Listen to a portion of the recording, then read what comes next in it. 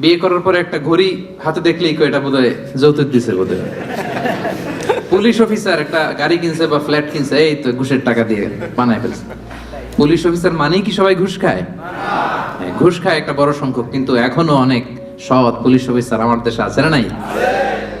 অন্যের ব্যাপারে মন্দ ধারণা করা, বাজে ধারণা, নেগেটিভ অ্যাজাম্পশন, সবসময় একটা নেগেটিভ চিন্তাধারা। কিছু লোক দেখবেন যে পজিটিভ কিছু খুঁজেই পায় না, আছে না?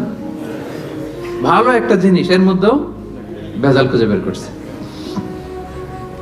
জাজমেন্টাল, অন্যের ব্যাপারে মন্দ ধারণা করা, সবসময় অন্যকে কাট করায় দাঁড় করাতে সে পছন্দ করে, এরকম আছে না?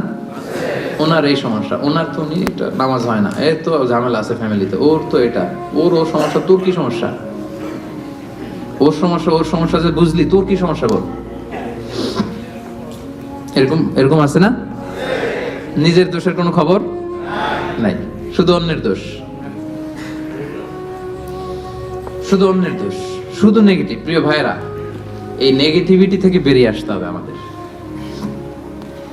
অন্যের দোষ খোঁজা যাবে না, নিজের দোষ খুঁজতে হবে।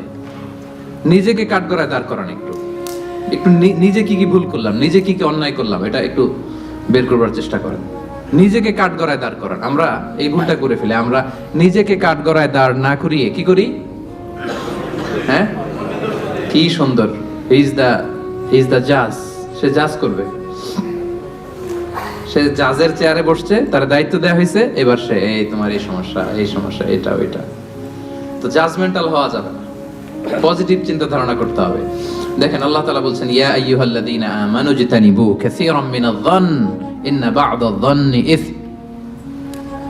ওহে বিশ্বাসীরা, বেশি বেশি ধারণা করা থেকে বেঁচে থাকো, কেননা ধারণাটা হচ্ছে পাপ। এই যে আপনি বাজে ধারণা করলেন, এটা পাপ। আর রাসূল সাল্লাল্লাহু আলাইহি ওয়াসাল্লাম বললেন, ফাইন্নায-যন্না আকযাবুল হাদিস।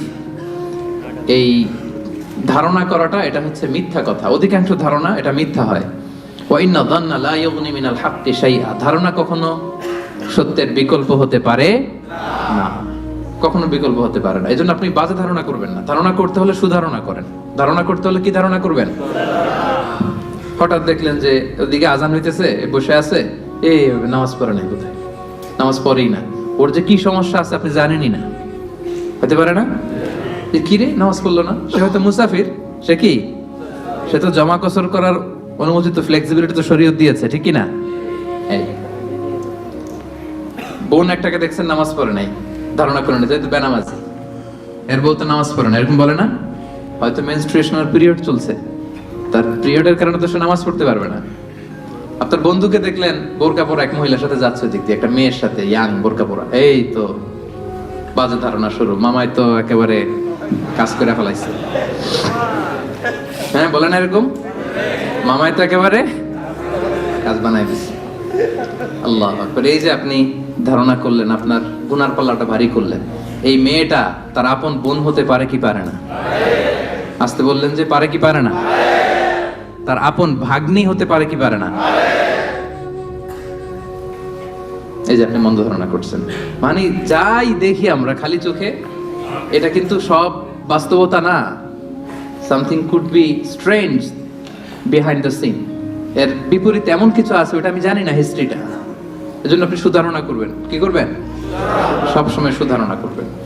এই মন্দ ধারণা, বাজে ধারণা, অনেকে এরকম কিছু দেখলেই, বিয়ে করার পরে একটা ঘড়ি হাতে দেখলেই এটা বোধহয় যৌতুক দিছে বোধহয়।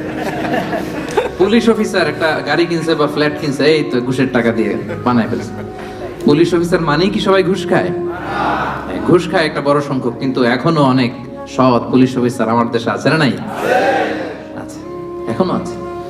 তো আপনি মন্দ ধারণা করে গুনার পাল্লা ভারী করবেন না। তাহলে এই মন্দ ধারণাকেও আজকের প্রোগ্রাম থেকে আমরা কি বলে দিলাম?